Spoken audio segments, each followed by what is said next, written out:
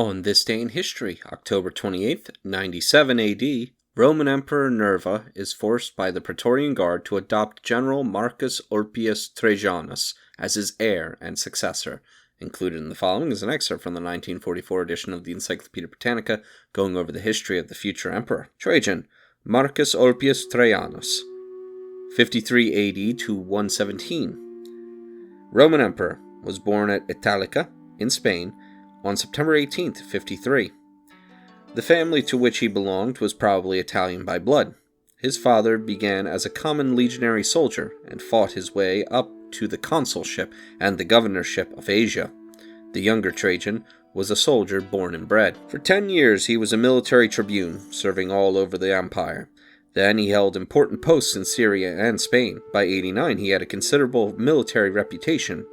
In that year he was ordered from further Spain to the Rhine to deal with the revolt of Saturnius.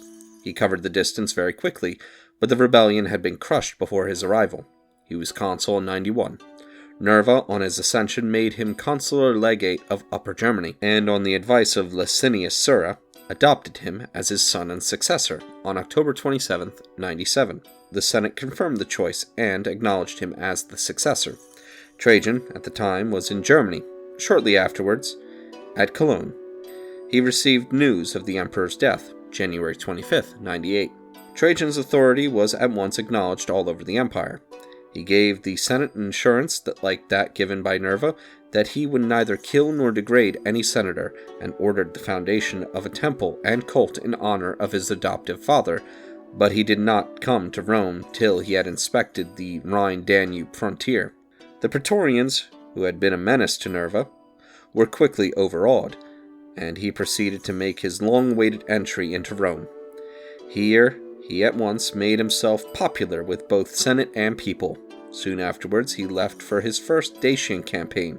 It would appear that Trajan himself wrote an account of this war, but only one sentence has survived. We are left with the evidence of Trajan's column and the monuments at Adam Clesi. This much may be said. Roman prestige and security were threatened by the terms of peace exacted by Decebalus from Domitian. Trajan took the initiative in 101. His advance, more or less unopposed at first, ended in an indecisive battle at Tepe, at the entrance to the Iron Gate Pass. Trajan retired to winter on the Danube. The winter seems to have been disturbed by a raid by Dacians and Roxolani into Moesia. The next spring, Trajan invaded Dacia again. His advance ended in an attack on a stronghold, identified as Muncelketate, and a complete victory near Koztest. Decebalus surrendered, and a garrison was left in Sarmiz-Getsusa, and Trajan withdrew.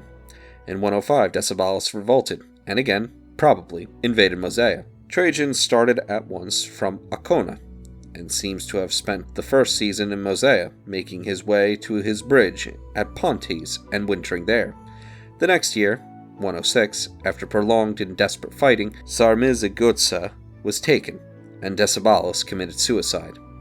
Dacia was annexed, the capital became a colony, Oppia Triana, and the new province was gradually Romanized in the usual way. There followed 7 years of peace, broken at last by war with Parthia. The casus belli was the appointment by the new king of Parthia, Khosrow, of a nephew to the throne of Armenia without the customary application to Rome.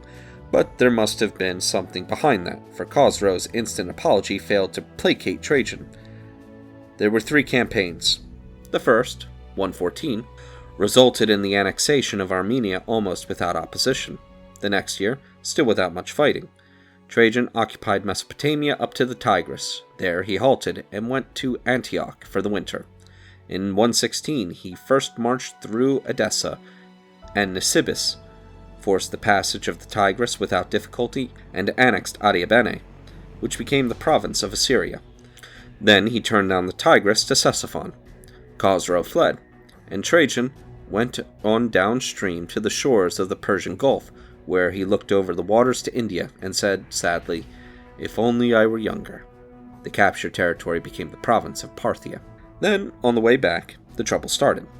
Before the end of the year, a serious rising in the north had to be crushed, and the Parthians were threatening a counterattack.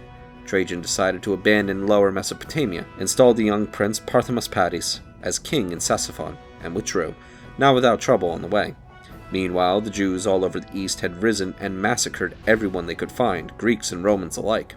Trajan, alarmed by this and other signs of trouble all over the empire, set out for Rome. He died on the way, at Selinus, in Cilicia, on August 8, 117. His reign closes ominously. While he had been in the east, trouble had started in Africa, Egypt, Libya, Palestine, Sarmatia, Britain. He was deified, of course, and his triumph was celebrated after his death. Trajan's reign takes one more long step towards complete despotism, which we shall see when we consider the provinces.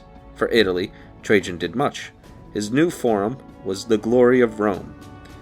There are columns and triumphal arches to commemorate his victories. He reclaimed the Campagna, built new harbors at Ostia, Centum Sale, and Ancona, built roads and aqueducts, and tried to arrest the decline of Italy in agriculture and manpower by extending the alimenta system of Nerva, forbidding emigration, encouraging settlements on the imperial lands, making senators invest in real estate in Italy, and so on.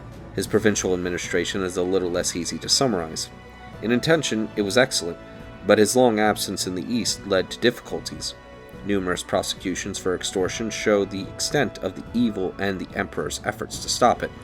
This reign sees also a new phenomenon, the breakdown of local government on the financial side. Various municipalities have to receive curators, and the province of Bithynia and the free cities of Achaia had their financial administration taken over by imperial correctores. Pliny was sent to Bithynia, and his letters to Trajan and the replies are preserved. In the numerous massive detail referred to the emperor, we can see foreshadowed the complete centralization that was to come under Diocletian. Mention must also be made of the view that Trajan's wars were completely disastrous to the empire, overstraining its manpower and economic strength irrevocably.